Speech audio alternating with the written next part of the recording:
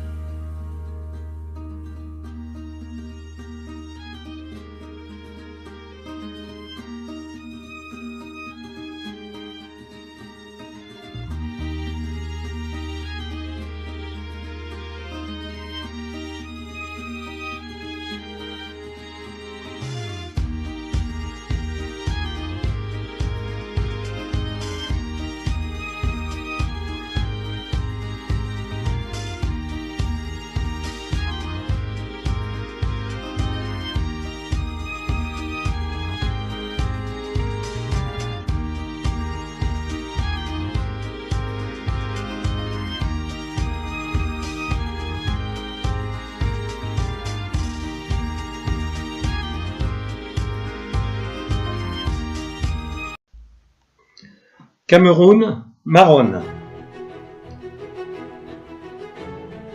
Préparation d'un important projet pour un village isolé de 3000 habitants. Il s'agit de la construction d'une centrale hydroélectrique de 30 kVA, puis de préparer deux réseaux, un en 660 volts pour le transport de l'énergie, puis un de 220 pour la distribution. Viendra ensuite une station de traitement et de distribution d'eau. Togo. Des centrales photovoltaïques ont été réalisées.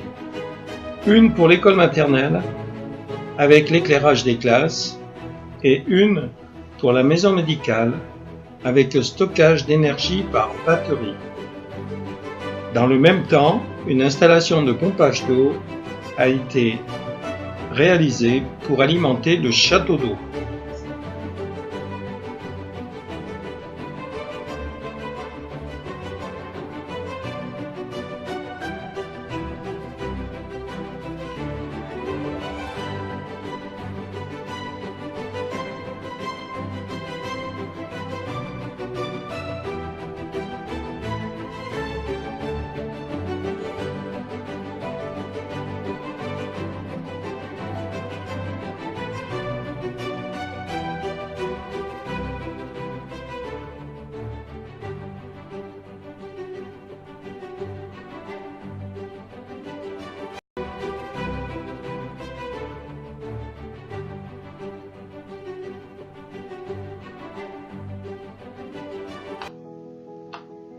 Burkina Faso, Yagma et Bazoulé. En juin, pendant les congés scolaires burkinabés, 2 écoles ont été équipées de panneaux solaires et de batteries. Les installations intérieures des salles de classe ont été créées.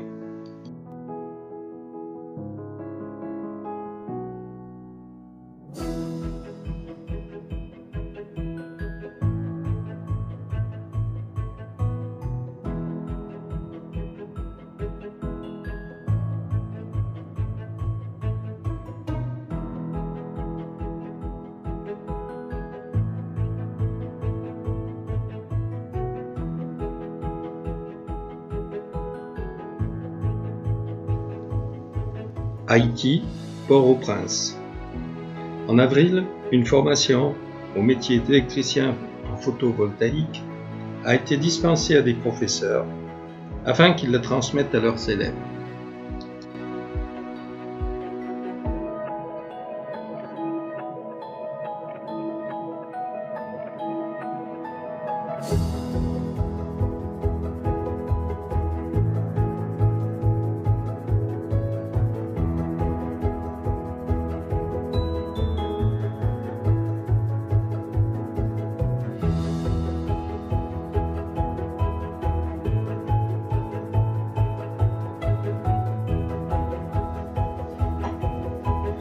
Formation au Vietnam. Dans le cadre des contrats triannuels, plusieurs types de formations ont été réalisés. Le premier, pour insérer les jeunes en difficulté par la professionnalisation au métier d'électricien en bâtiment. Une sensibilisation à la sécurité y a une place importante. La réalisation d'installations simples est mise en pratique dans des chantiers écoles. Le deuxième point est plus pédagogique. Il est destiné à des professeurs techniques pour une formation à la pédagogie. Grâce à des maquettes, on peut aborder l'élaboration des installations et le dépannage.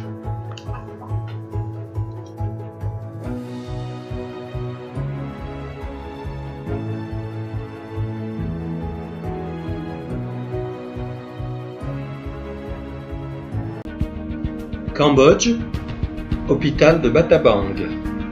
D'importants travaux de réseau et d'installation intérieure ont été réalisés.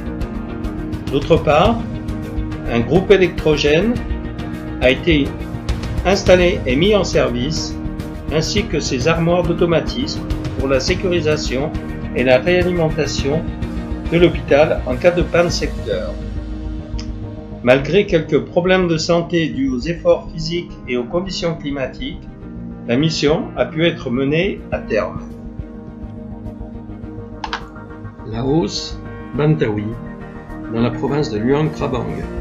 Dans la continuité de la mission précédente, réduction d'eau en 2016, c'est la construction de 60 blocs latrines et douches qui a été réalisée cette année, en collaboration avec l'Anshan, les autorités sanitaires et la participation des villageois.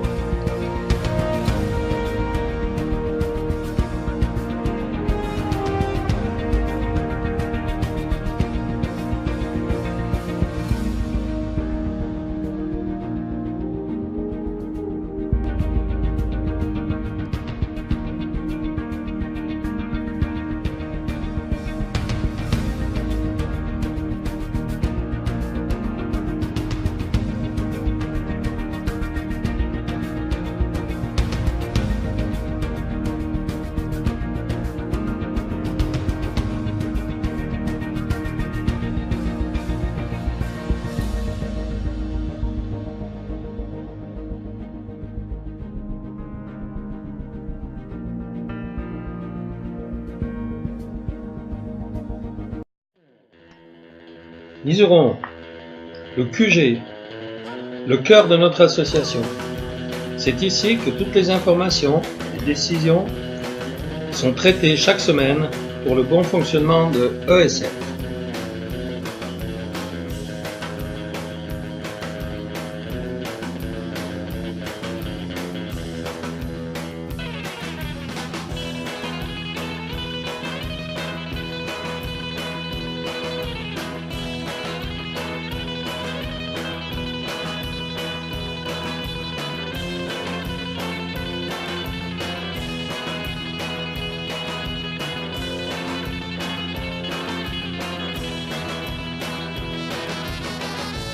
Ampuis, centre de stockage, de tri et de préparation au départ des containers.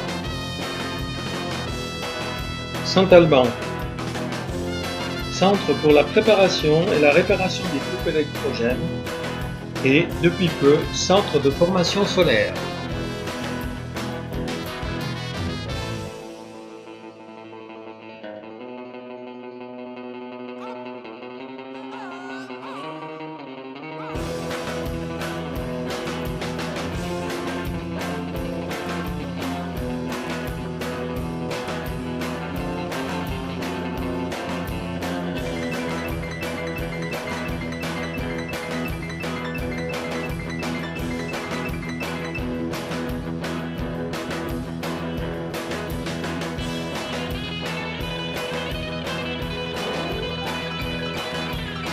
L'Assemblée générale s'est tenue au centre CCAS d'Estraplin en avril 2017.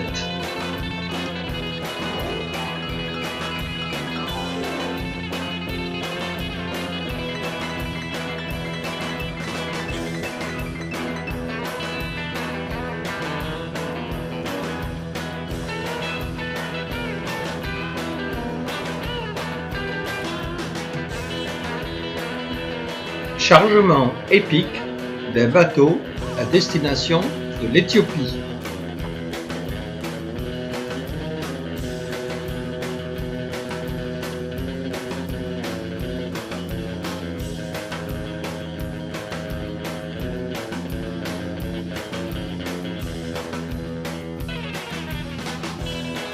Antenne Savoie, Épagny, reconditionnement. Les journées de travail pour l'expédition de panneaux solaires. La ferme solaire, de préparer l'aménagement d'une salle de réunion, d'un bureau, ainsi que d'entretenir les locaux, les abords et le matériel mis à notre disposition.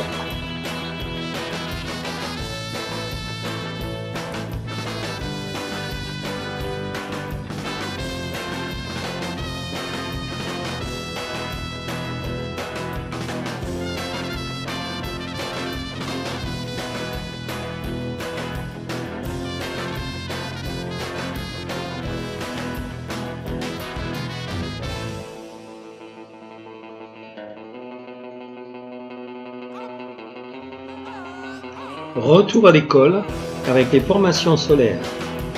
Une semaine pour nos adhérents.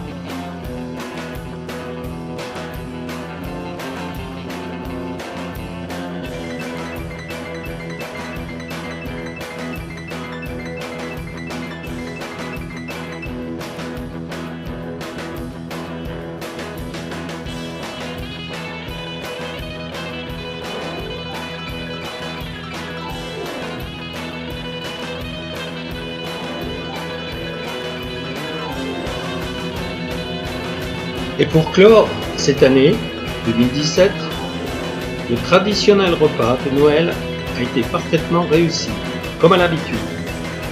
Merci à tous pour votre participation.